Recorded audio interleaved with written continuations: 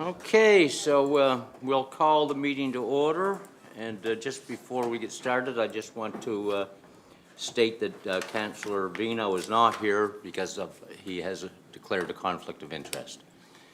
And Councillor Tina Connors isn't here, but I don't know why. We're stuck in traffic someplace. We should just note the nature of the conflict for Councillor Vino. I think his company has done some work for the company that's, yeah. Okay, we respectfully acknowledge that we live and work in Mi'kmaq as the steward of the ancestral territory of the Mi'kmaq people. We are all treaty people. Councillor or Solicitor Lamy, are you satisfied this is properly before us? I am, Board Member. Okay. Overview by the planner. Well, Gareth, you've had a busy day. He did 3 or 4 presentations this morning at the council meeting. All right, so yes, I will keep this fairly brief, but as always, happy to take any questions either now or following the public comment session. If council wants some clarification from staff, please feel free to ask. I'll try to hit the sort of the highlights that we normally talk about with a development agreement. So just starting off with the basics here. So the application was submitted by Marco Farrow on behalf of the property owner, Lloyd's Landing Limited. The development agreement proposal is for 249 single-unit, single-story dwellings on 2 PIDs that total 129 acres in area. There is a single main access for access and egress to Highway 329, which has received approval from Nova Scotia Public Works, which is the road authority for Highway 329. There were attempts to get a secondary access approved, but that was unable to be done due to the configuration of the road curvature and stopping sight distances. So as an alternative, the secondary access will be a gated emergency access, like has been seen in Tantallon and some other areas where emergency services will have a key to the gate. And so in an emergency, either to get vehicles in or to get folks out, that will be a secondary access point. The development, due to the fairly significant size of 249 units, it is proposed to be done in 10 phases. Most phases contain about 20 units, but there's some slight variation. The development agreement outlines the specifics to each of those.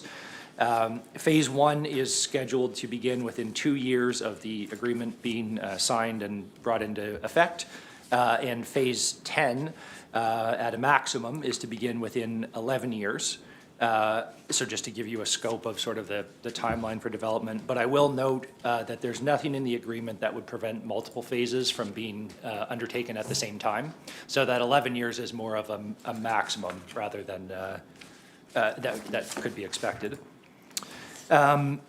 Talking about sort of, again, some standard things we often look at. So setbacks, so there is a 7.5 meter or just about 24.5 foot setback for all structures from exterior property lines on the site. Within that 7.5 meters, the first 5 meters from the property line is marked as a non-disturbance area. So essentially vegetation is to be left there to provide screening. There is a fairly significant wetland about midway back through the site, and so we have our standard 20-meter wetland buffer that's been in place and shown on the site plan. There are some provisions in the development agreement regarding landscaping. So there's a timeline that within 36 months of the start of any particular phase of construction, the landscaping for that phase needs to be complete. The thinking there is, you don't want to have a development try to build all the homes and then come back in and do the sodding and seeding and planting. So that should be done in conjunction with each phase. There is a small property that's essentially surrounded by this lot. It abuts on Highway 329, but it borders the project site on 3 boundaries, both sides and its rear yard. So we have some additional provisions in there to provide additional screening, and in one place for a fence to be installed where the access point to this site will be. It's near the property boundary, so we have a requirement for a fence there to provide some screening from that existing single-unit home. The internal road network that's shown on the site plan is proposed to be private at this point, so there's no commitment within the agreement for the municipality to take that over at any time.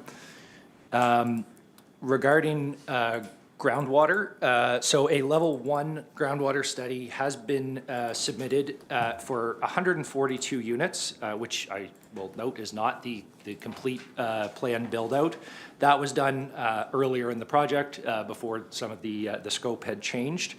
It showed a positive likelihood that there is likely water to support 142 units.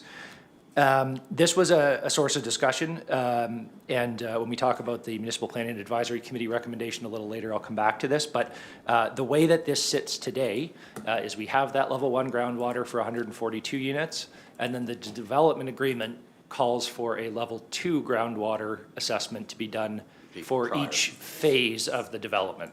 And just to be clear, the level 1 is a tabletop study without any on-site work. The level 2 is actually drilling wells and doing drawdown tests to determine how much water.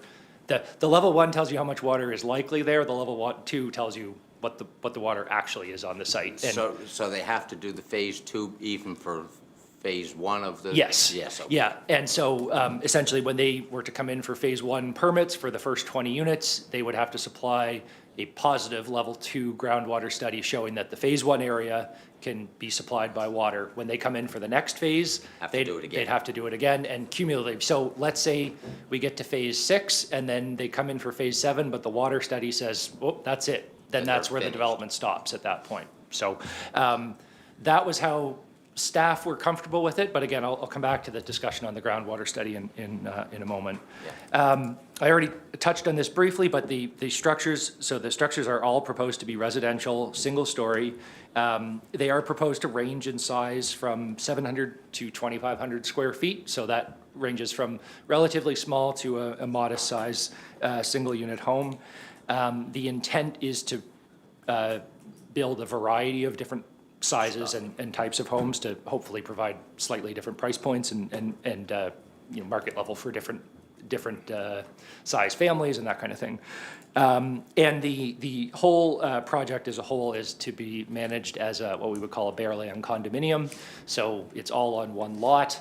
The common areas are all owned by the condominium corp, and then each individual home is owned by the occupants, and they would pay condo fees to go towards maintenance of the common areas. So similar to an apartment building, just done on a big lot instead. Right. So this file has followed our standard planning development agreement process and public engagement program. But there are a few notes that I would like to make there. So we held a public information meeting in East River in summer of 2025, which was well attended. We then spent the winter going back and forth with the applicant to get the required plans and all the details ironed out. And then we brought that to our Municipal Planning Advisory Committee this year on April 15th. And the committee, when they were reviewing this information, they were interested in seeing an updated level 1 groundwater report for the entire 249 for 249 units. They also were concerned about traffic and had requested a traffic study be done in peak traffic season to look at the cumulative effect, not just this development, but the Blandford Ferry, other developments that are taking place in the area, and how that all might funnel more traffic onto Highway 329. And they also were interested in having further discussion or comments from Nova Scotia Environment on the number of proposed on-site septic systems. That might have been a detail I missed, but so this development is proposed to be served with on-site wells and on-site septic systems. And so those three items were noted by the committee, and they asked that the applicant provide those details before they were prepared to move that on to council. In hindsight, staff would have been best to advise the committee that night that actually is not within their power, and what they what would have been a better form would have been to recommend that council require those studies before the file moved forward. So that was realized after the fact by staff in consultation with the solicitor. So we brought that to council when we brought it for first reading and explained that. Unfortunately, at the same time, the committee was being dissolved. restructured. So we followed up with them via email to let them know the result, but we have essentially brought what they had said was a request forward to council as a recommendation that it not move forward without those studies. At council, we talked about those different things, and at the time, council, voted in favor at first reading to move it here to this public hearing. And so I think I just wanted to make a note of that because that was, it's very similar to how our normal process works, except in hindsight, I would have advised that committee that it should have been a recommendation. The only other thing that I wanted to note before I pause for questions is just a very minor update to the development agreement itself. So essentially, as I mentioned, the proposal is to build a variety of styles of single-unit, single-story dwellings. Initially, the applicant had provided us with a sample image to give us a sense of the type of structure he was planning to build. We had initially attached that to the development agreement as a schedule. However, upon reflection,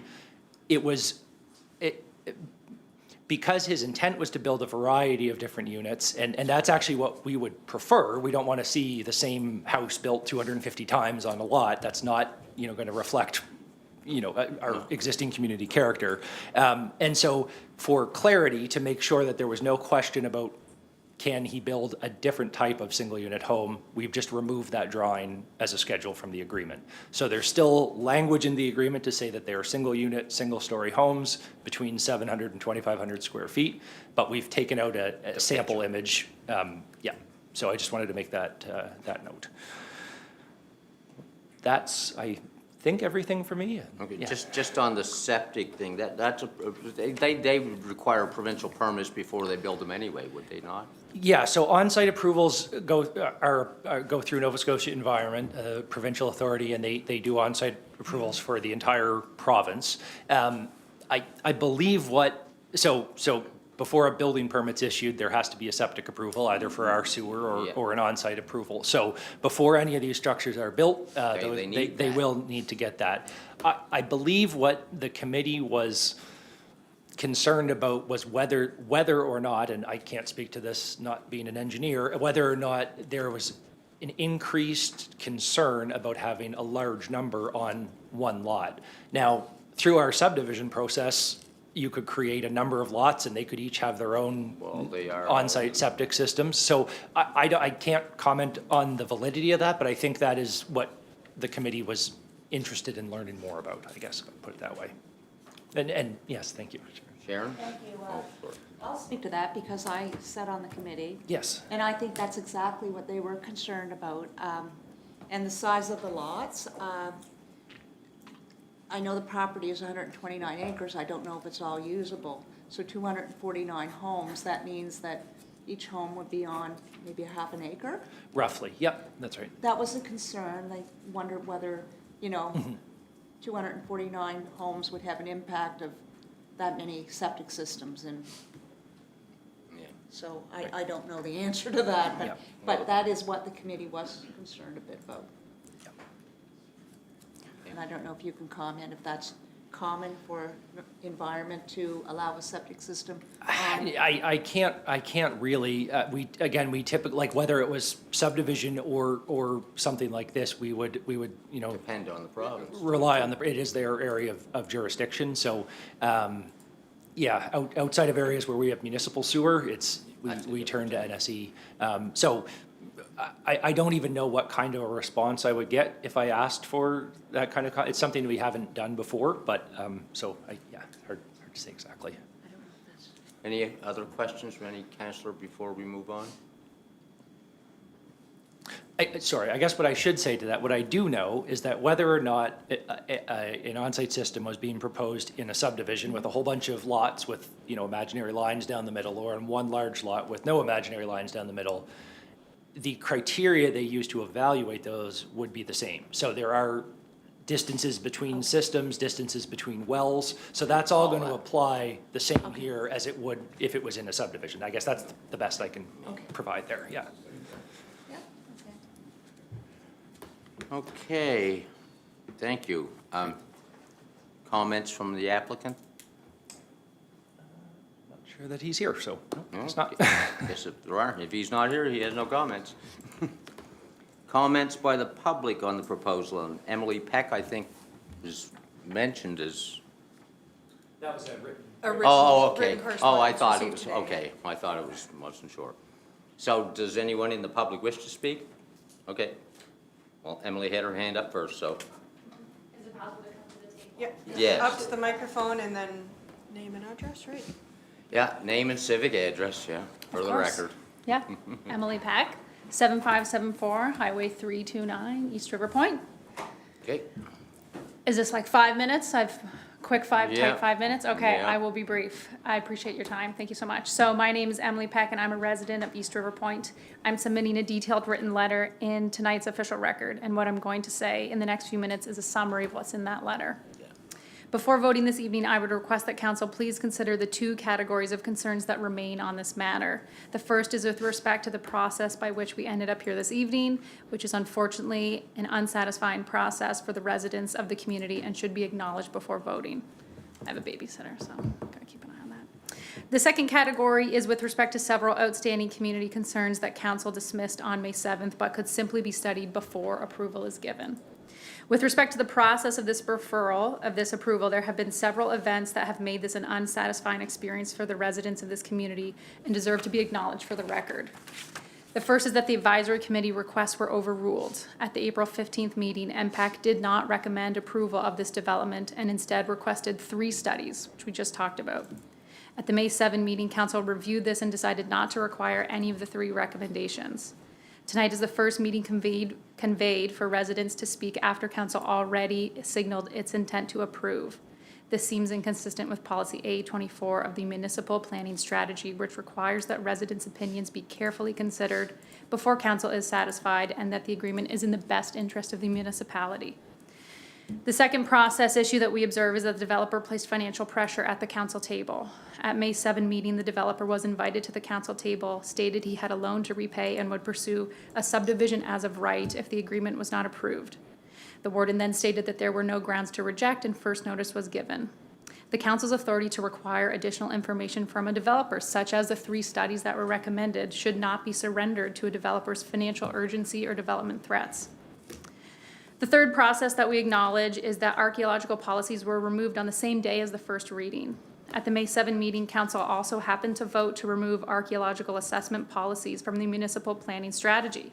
A known archaeological site sits within 200 meters of this property's boundary.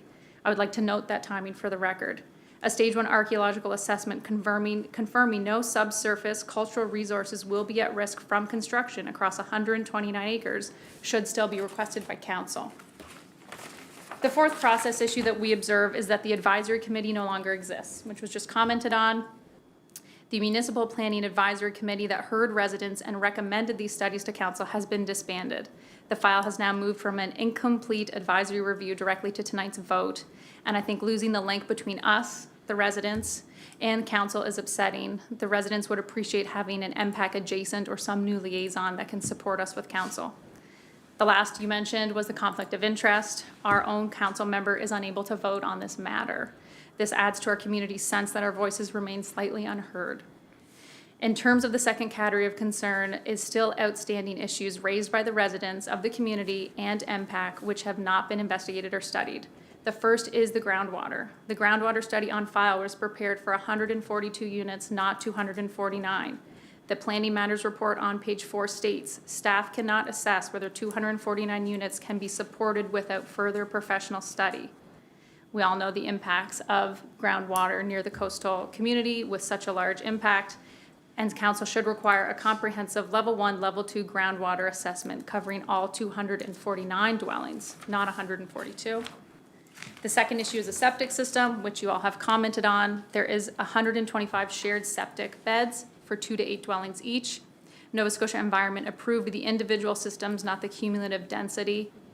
Council should require written confirmation from Nova Scotia Environment addressing the cumulative suitability of the site for over 125 shared on-site water systems and a nitrogen loading assessment for the coastal environment. The third outstanding issue is with regards to traffic and egress. There's one main access or egress to this development. The second was denied because of the road curvature that cannot meet provincial stopping site distance requirements. No peak season traffic study was completed. The 249 dwellings proposed would generate approximately 2,350 additional vehicle trips per day on a narrow 2-lane coastal highway. One gated emergency exit for 500 residents, probably more like 600 residents, is a critical life safety risk. No emergency evacuation plan has yet been required. Council should require a peak season traffic study conducted during July or August on the 329 and an independent emergency evacuation plan reviewed by Blandford Fire or RCMP. The fourth We're running short of time. Okay, population, this development is tripling our town's population. We currently have a population of 300 to 350. This development would put an extra 600 people on our land and our property areas. That is not a slightly greater than some surrounding areas, which is the requirement of the last meeting. It is nearly triple. Council should require a community impact assessment evaluating the effect of nearly tripling our town. Nitrogen contamination was raised by Deputy Warren Vino at the last meeting. That could also be examined through Nova Scotia Environment with a confirmation on whether a nitrogen loading assessment is warranted or not. And finally, this project grew by 70% without an updated study. The development proposal was 142, it is now 249. Council should require that all studies that were done be updated to reflect the updated scope of this project. The residents have participated in good faith at every stage. Our concerns were validated by MPAC and our individual councillors and our municipal staff. We do not believe that the issues that we're observing are of malicious intent. We believe it reflects a process that has prioritized speed and applicant accommodation over thorough community protection. We believe that council can vote no tonight and have the studies done. Thank you. Thank you. Are you the clerk? Or is someone the clerk? I can hand this to you. Thank you. You wish to speak? Yeah. If I may, first of all, I've been asked by Carol Stavely, who's ill, and she asked if I could read her statement that she emailed in, and you all have a copy. Yeah. Would that be appropriate? Name and civic address, I have to. So, yes. I don't have her civic address handy. I can get it very quickly, but it's Carol Stavely. She lives in East River Point, Okay. right next to the shipyard. I need your name. and Oh, civic. sorry, I apologize. David Noss. Okay. And I'm at 7129 Route 329. Okay, thank you. And I do also have a comment of my own after I read her statement, if that's okay. I won't need Yeah. 5 minutes. I'll Okay. keep it short. So from Carol, she says, with council's responsibility of ensuring that development agreements align with the intent of the municipal planning strategy and are in the best interest of the municipality, I want to point out how this development is inconsistent with key stated goals of the MPS, Municipal Planning Strategy, and presents threats to the residents' health and safety, and therefore is not in the best interests of the municipality. 3 of the shared goals in the MPS are safeguarding the natural environment, celebrating character and heritage, enjoying good social and physical health, recreation, cycling, and walking. In section 4.1 of the MPS Rural Area Policy CC6, Intent of Rural Area Designation, we find in subpara A, encourage the continuation of a moderately changing and diverse rural landscape. In subpara E, safeguard the natural environment. Whereas this development will triple the population of East River Point from about 300 to 900 people, she asks, how does this align with the MPS language? 250 homes, if built over 3 years, would represent a 50% of the total number of dwelling units required by the entire municipality under the high growth scenario. Municipal Growth Plan, page 17. If the houses are built over 5 years, they still represent 33% of the total houses needed in the municipality, all in one small rural community that's valued for its natural beauty. The relatively quick imposition of a large urban footprint in this rural area will not only disregard the MPS stated goal of celebrating the character and heritage of communities and the growth plan's statement that the municipality must ensure growth is well integrated into existing communities, this development will also disrupt and damage critical wetlands and streams in the area. It will exacerbate habitat fragmentation, increase sediment and nutrient runoff, increase flora and fauna loss. This is contrary to municipal planning strategy goal of safeguarding the natural environment. Further, to be misaligned with the municipal planning strategy, this development presents health and safety concerns. Groundwater and drinking water and stormwater management. A large population density increase introduces the risk of nitrogen contamination of groundwater. There's a higher risk of this in Atlantic provinces, in part due to the high rainfall, increasing rate of surface nitrogen drainage into soil, and this is from the Government of Canada. The risk of saltwater intrusion into aquifer rises with a high density of wells located near the coast. The edge of this development is only a few hundred meters from the shoreline. This can put drinking water at risk. Who will take responsibility if the water supply becomes contaminated or dries up, or flooding or overflowing sewage becomes a recurring problem? Mitigation of nitrogen contamination, saltwater intrusion, and flooding can cost millions of dollars. And Carol asks, has anyone done the return on investment of the property tax dollars that will be collected from these homes versus the potential destruction of our natural environment and introduction of health and safety risks to our community? Lastly, concern about road safety. Council can point to the province's responsibility for maintaining Highway 329. However, who is accountable to the municipality's residents if unsafe conditions are created as a direct result of approving a disproportionately large development on a narrow and dangerous road with one entry and exit point? So that, I quote a statement from Carol Stavely. Okay. And you have a statement you want to make? Yes.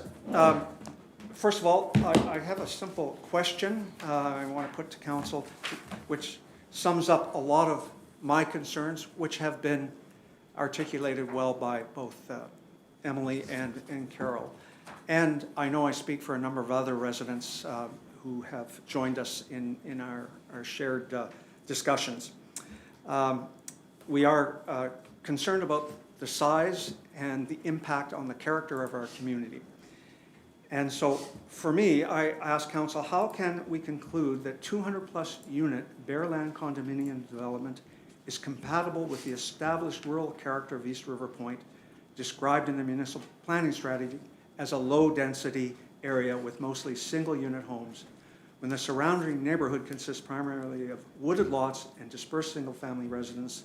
And what evidence demonstrates that the necessary infrastructure exists to support the development of such a large, high-density development, not a subdivision, it's a bare land condo, in the middle of what is essentially now forest? That's really my question to council to consider. It speaks to what perhaps is not well specifically defined in the strategy, how we define what moderate and high-density subdivisions are.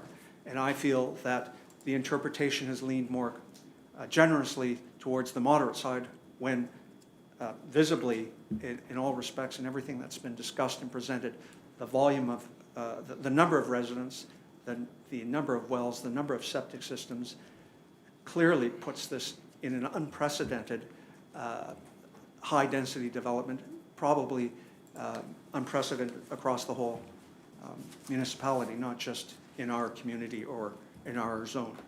So thank you very much. Thank you. That's all I wish to say. Okay. Yep, next, as soon as,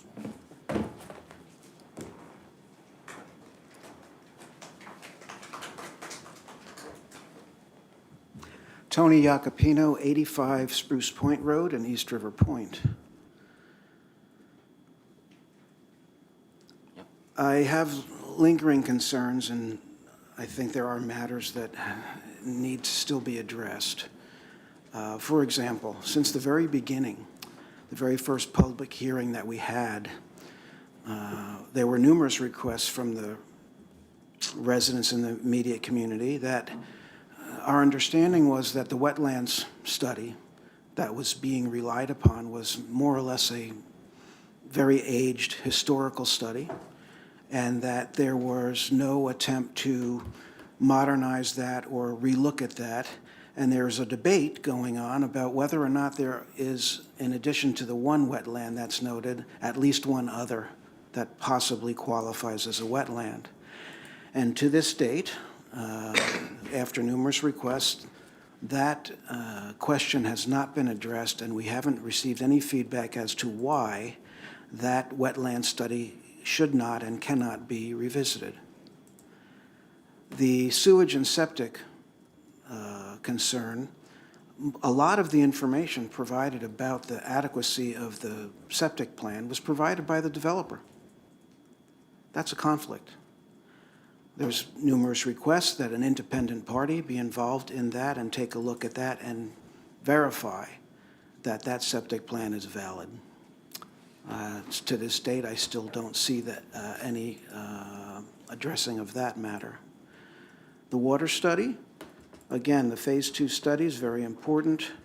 I, for one, am not comfortable with phases of the development going in, and then suddenly it has to stop there, and there's no more water, because that doesn't provide me a lot of confidence or reassurance that what's in there already isn't near the edge, the tipping point. So again, those more detailed and more extensive studies, I would think, need to be done prior to any phases being started, and with the totality of the size considering. Again, there are multiple, there are at least three or four other development projects going on 329. These are single-family homes, anywhere from 10 to 20 units at a time on roads that are being constructed coming off of 329. And nobody's complaining about that. Why? Because those are appropriate. With scope and size and with the character of the community, those are appropriate. This condo development is very much different. And again, all that talk about density is important. And the highway study, the traffic study, again, if that's not done and done correctly, I think it's a setup for failure. And I mean, I respect the growth opportunities, and I understand that it's important to have growth, but the key is controlled growth, not walking into something with high hopes. I mean, the applicant, the developer, has made numerous statements and promises all throughout the process, which have turned out to be, let's say, not quite true, which doesn't also inspire a lot of confidence as to what eventually would happen during the course of a project if things were left where they could come back and do additional things later. I think it's very important to get this right from the beginning. And so if their vote is taken tonight and none of those things are considered or deemed worth considering, then in my opinion, you're taking the residents of East River and East River Point, you're throwing us all under the bus, because I don't have a lot of confidence that this can be approved tonight, because there's lots of stuff that I think needs to be done for it to have a reasonable chance of turning out the way that it's been advertised. So, thank you. Thank you. Is anybody else? Yep, on up.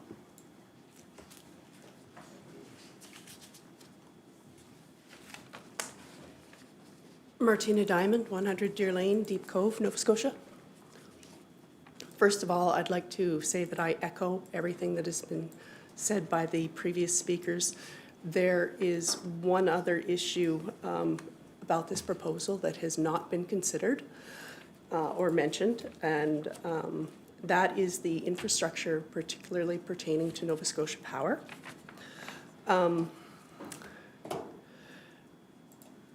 Recently, the town of Lunenburg put a halt on the Blockhouse Hill development for 250 units, citing infrastructure concerns, particularly pointing to the electrical grid, which is at capacity and needs upgrades prior to the development going ahead. Has such a study been done regarding the Aspetogan Peninsula? Town of Lunenburg, they provide their own power. Okay, fair enough. But still, there is concern about our grid capacity. So I think that that is an additional point that should be considered. As the authority having jurisdiction, I believe that the municipality of Chester, the council is responsible to advocate for all residents in the area. Our quality of life and safety for the existing residents is paramount. The development should not detract from those things. It should not be a case of fixing problems after the fact.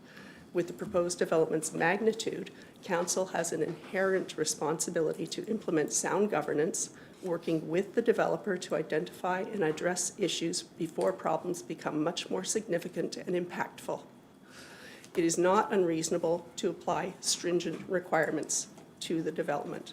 Please do not merely pass the buck and grant approval without the assurance of responsible, proper mitigation measures being in place. Thank you. Thank you. Does anybody else wish to speak? If not, we'll conclude the presentation from the publics and council discussion. Garth, maybe you might as well come back up. Okay, Councillor Bremner, yeah, he can go first. Thank you, Warden Weber. First of all, I want to thank the presenters because they bring out many valuable points that have to be considered. I also have a concern on the scope of this for the size, for the community. I think the point that was made when we're talking about 40 or 50 units, it's different than 249. And I realize we want growth, and I realize it's over a 10-year phase, if I'm correct, to the planner. However, that is a long time. Economics can change dramatically. Things can happen. As was pointed out, this may get so far and just drop off the cliff somewhere. And I do have concerns about that. So I'm struggling because I know we want growth, but we don't want that kind of volume, I think, in one shot that puts us through the concerns and the challenges. And I'm only one say here, but I really feel that is important that we look at the scope and what does fit a character of a community. And I do drive the 329 a fair amount when I'm in that area, and I believe that the units that I'm seeing in the other spots are fitting in well and being accepted, and I haven't heard anything as complaints from them. Thank you. Okay, Garth, just so you can sort of address that particular one, I mean, Sure. I have some other questions, but through our land use policy, can we say you can only build such a big development, or is it? We can, yeah, that is possible. Right now, the way it's written is 12 plus by development agreement in general basic, which is the zone we're in. Yeah. So we absolutely could amend that in the future, further to the discussion we were having this morning around potentially putting some different kinds of. Yes, but our policy at the moment doesn't. Correct, yeah. So, and I would also defer to Sam on this, but I believe, there are a number of policies in our development agreement that, are in the table here that do talk about character and the appropriateness of the development in the area. Okay. The staff report, has judged that it meets, but policies are, they are subject to everyone's opinion and interpretation. And so just because I've deemed that it meets, council may absolutely make an argument that they feel that it doesn't. So if, for example, the number of units, maybe not the density, because it is a large lot, Well, and we've very talked large about that, but the scale of the development and the number of units, if council feels that that is not in keeping, and I can point to some of these specific policies here in just a moment, but then that potentially could be a way to do a couple of things, to turn it down or to send it back and say we would only be prepared to consider a lower number of units or that kind of thing. Yeah, sorry. I was just gonna say, it's a development agreement, so there is room for negotiation in that with Yeah. council. So if council feels that a lower number might be more appropriate, we could go back. Now, that would give the applicant the opportunity to come and say, no, I'd like to proceed. and with the 200-plus units, and then council would have to consider whether or not they would like to approve that. And then if council rejected that, they would have the right to appeal as the applicant. But there is room for negotiation in a development agreement. Okay, yeah. So this is in the general basic zone? Yes. Yeah. So in Hamlet zone, how many could you build? I believe it would be 12 plus by development same agreement. basic Yeah, it'd be a thing. similar calculation, but potentially a different context, because those are the areas we've identified as our growth centers. I know where that, we're yeah. bringing services, sorry, I guess that's what you're trying to say, yeah. Yeah. Where we're bringing services, we talked about this morning, that's where we have the carrot, is in the growth centers, yeah. Okay. So And one, with those services, sorry, Garth, Yeah, no, with those please. services would be, like, the septic would allow yes, for those. that higher density, higher and density. alleviate the concerns we've heard tonight about the number of on-site septics. Yeah. So just as an example, on page 15 of the package, policy A29B would be one of these that we're probably thinking about. So it says residential density and the building design are compatible with, but not necessarily the same as the community character area and with the surrounding neighborhoods. So that's an area where, again, my statement is the overall residential density, because of the size, is reasonable and compatible. That can absolutely be disagreed with, so that, I think that would be one area that council could push to based on what they've heard, or what they see in the plans. Okay. So just on the water, because my understanding from your presentation was that before they do anything, they have to do the phase 2 water. Before anything's built, yeah. It's a question of, well, yeah, there's a number of ways it could go, but what the MPAC, we'll call it a recommendation was, or the request was for an updated level 1 before the development agreement would be approved. Yes. What staff, I guess, felt was adequate was that we can approve the development agreement, but before anything is built, and that They have to do continues the to phase apply 2. through each phase, Yeah. then they have to prove that it's there. I mean, that would stop them, but also you wouldn't expect somebody would want to build with no water either. But, so that's a matter of opinion of, should we have more information now, or should we, we're still requiring it before anything gets built. So I felt like that addressed that risk, because it would prevent, and to some of the comments that we heard earlier, the intent of those level 2s when they come in is to show that there's water to support that phase without negative impact on the resource. Yeah. So when the phase 3 study's done, that includes 1, 2, and 3, like it's a cumulative as you work back. So that was where on the water, I was comfortable with that, but MPAC was not. They wanted to see that updated study before they were even willing to pass it on to council, so. Okay. Yep. And on the wastewater, we've more or less already discussed that. That's a provincial regulatory process, and I don't. It is, and I do struggle myself to see the difference between a large number of septics on one lot versus a large number of septics on many subdivided lots. Again, with the setback distances that are still going to apply, but again, that's potentially a matter of opinion, I guess. So what I struggle to find the concern with in this versus a traditional subdivision of 250 homes is the only difference is in a traditional subdivision, there's imaginary property lines in between the units. When NSE is looking to issue an approval, they're still looking for, is it this far from every well? Is it this far from every Yeah. other septic system? Is the soil, whatever. So I don't personally see a difference between one lot versus many lots in the Because on-site they go through the piece. same process. Right, it goes through the same process. Now, again, Councillor Church may want to, or speak to this as well from the committee. I think, again, the committee's thought was, they were speaking of what if there's a failure of one, and would that impact others, or just, are there too many in one area? Well, Chester Basin would. Yeah. So I'm not sure on the septic, but essentially, again, MPAC's request there was send it to Nova Scotia Environment and ask them if they would provide comments on any potential risk of having, No, I a think number. they're going to be they're not each gonna have their own septic, are they, tank? Field? Right, field, no, they'll each have their own tank, yes, It's the But- field, though, that's the critical part, isn't it? right. I believe so. So, yeah, so the proposal would be that 4 units would share one field, they would each have their own tank. Yeah, well, that's- Right, yeah. So in theory, that's better than every individual. It's less less total impact, systems, yeah. yes, right, right. Yeah. Okay, what about, what was I gonna say? The second wetland was mentioned, I don't recall.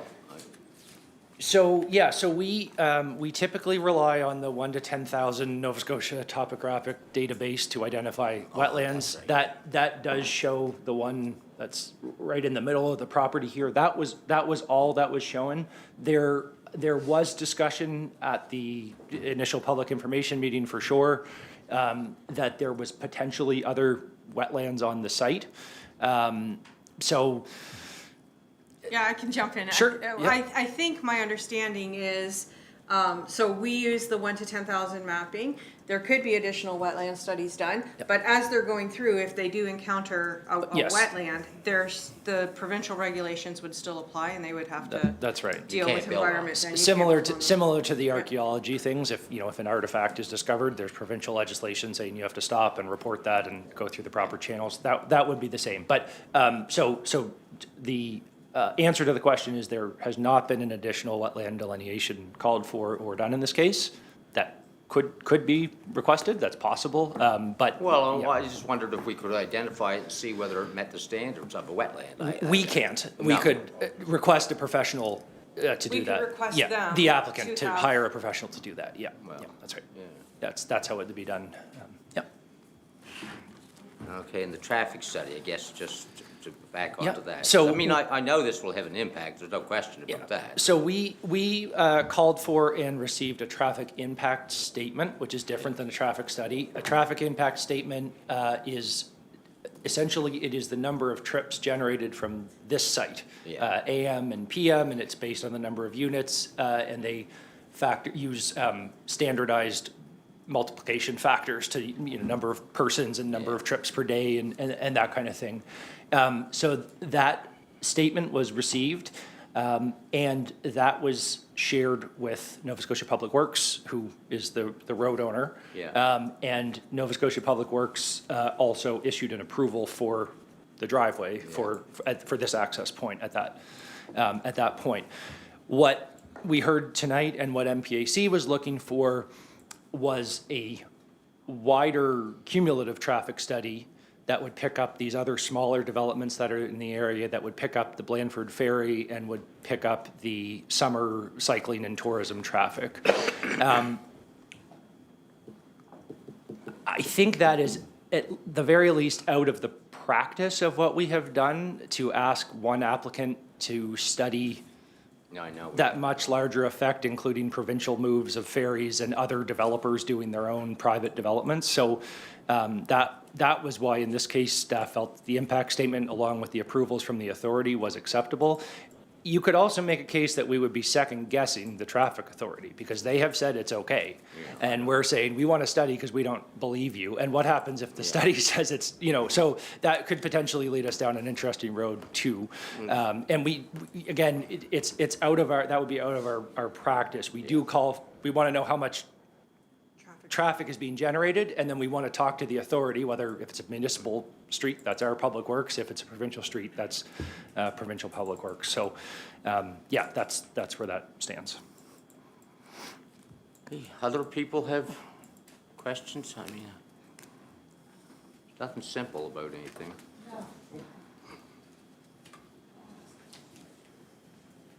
Councillor Coolin. Oh, Councillor Coolin? Thank you, Garth. Is it my understanding that the planner submitted most of the required, I believe one of the gentlemen had spoke that the planner itself submitted? No, that the developer, sorry. Oh, The okay. Sorry, got the Nope, wrong nope, word. no there. problem. Developer, not planner, developer, you're the planner. Yeah. Developer submitted, So, yeah, so so the- how does that work? So the developer is a licensed engineer. And so, yes, some of the work was done by himself and others was done by other outside engineering firms. Again, I would defer to Sam on this if he had any comment, but we have nothing, look, I guess what I can say is as a licensed engineer, he would be putting his certification at risk if he were, just like he would if he signed off on anything else that didn't meet the applicable standards. So we have nothing in our documents to say that that is inappropriate. Yeah, it would actually be a very normal thing that an applicant would hire their own their own engineer, and it may be themselves, and in this case, it's him who is, the Okay. developer is the engineer. I didn't But it realize is it's not in- unusual for a developer to hire an engineering firm to, that is the process. that's the process, They for hire sure. somebody to prepare those plans for them, that engineer stamps those plans. We take those plans and they carry that liability, so Yeah. that would be the process. Okay, thank you. Anyone else? Questions? Yep. Yeah, I was, as well as Sharon, we're on the MAPAC committee, and I think it was pretty clear what we decided. And just hearing things tonight here, I don't think that even, you guys don't want the development there, and you live there. To me, if I was the developer, and I don't want to speak for the developer, but if that project was that important to me, I would be here. I would be here.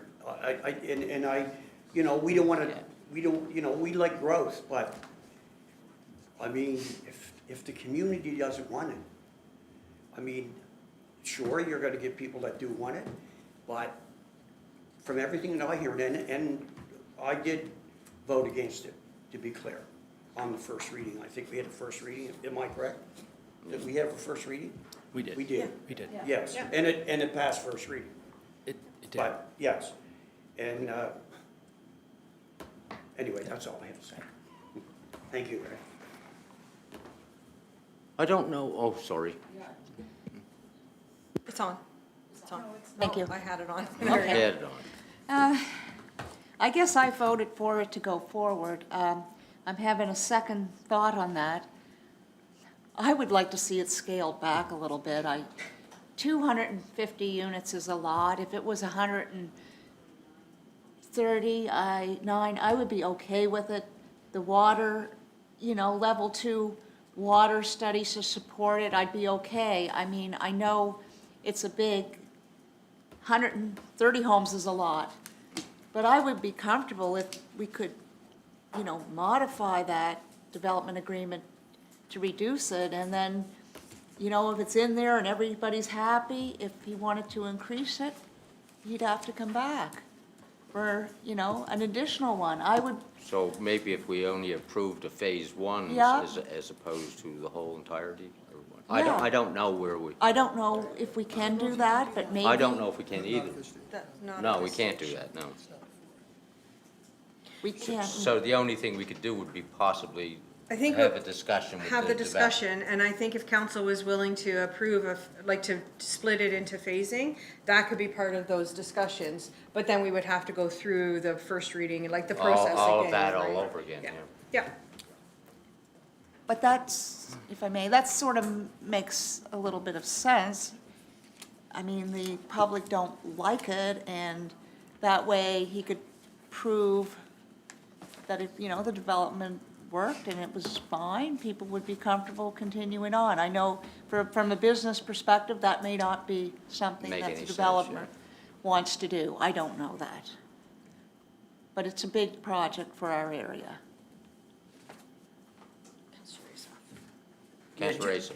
Just to be clear, Gareth, if I recall when the developer was here, he's able to build by right another way, correct? To a degree, yeah. Yeah, I But can't. not that type of development is what I mean. Right, so yes, he could Assuming he can work through the subdivision bylaw, he would be eligible to do some form of subdivision there. I can't, off the top of my head, tell you exactly how many lots or anything like that, but he would be able to do a subdivision, most likely, and each lot that he creates would be able to get 4 homes Yeah. through just a permit. And it's 150 or 100. But without knowing how many lots, that makes it very hard. You know, if it's 100 lots, okay, that's 400 homes, but if it's only 10 lots, that's 40. So I can't give you that detail off the top of my head, yeah. But I guess if the question is, does he have some other option to do Yes, that's- something with the land? Yes. Yes, yeah. We're not shutting Just- them out completely. Right, is just what- not sure on the exact specifics, yeah. Thank you. We want to make a decision, or do we want to think about it? I'm not sure just exactly how to approach it. I mean, I think that maybe sitting down with the developer and asking him to phase it and might be not a bad idea, but I don't know where that'll go either. Garth, do you know, when did the application come in? How far are we Oh, it's a until long while, yeah. it's deemed? It's a DA, so it doesn't, So it's not it's subject. not, Yeah. okay, so we're not under that. Yeah. So if we went back and had conversations with them, the next time council could consider this would be at the July, is it July 9th? July 9th meeting.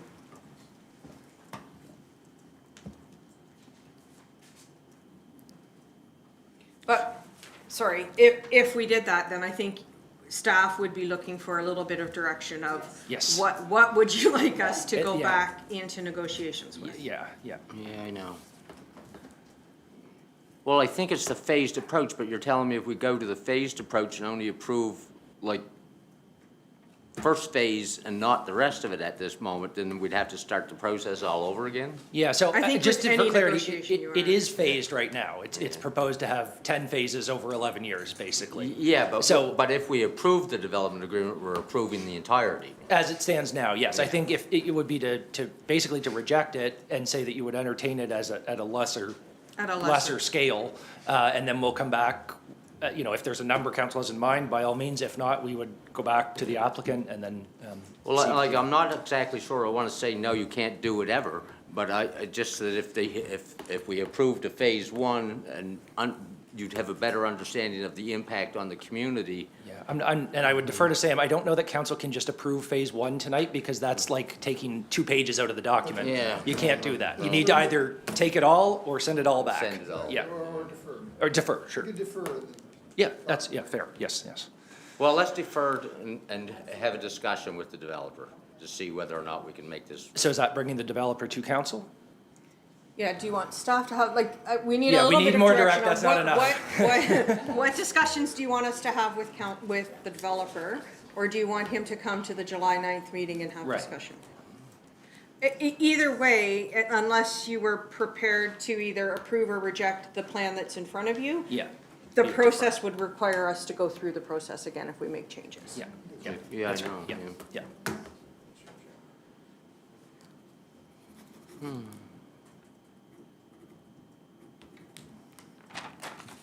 If you defer it, that gives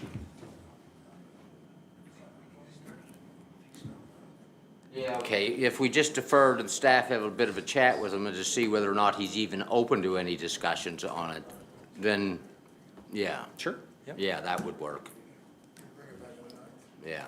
And we'll bring it back on the Are you? 9th, yeah. A motion to defer, yes.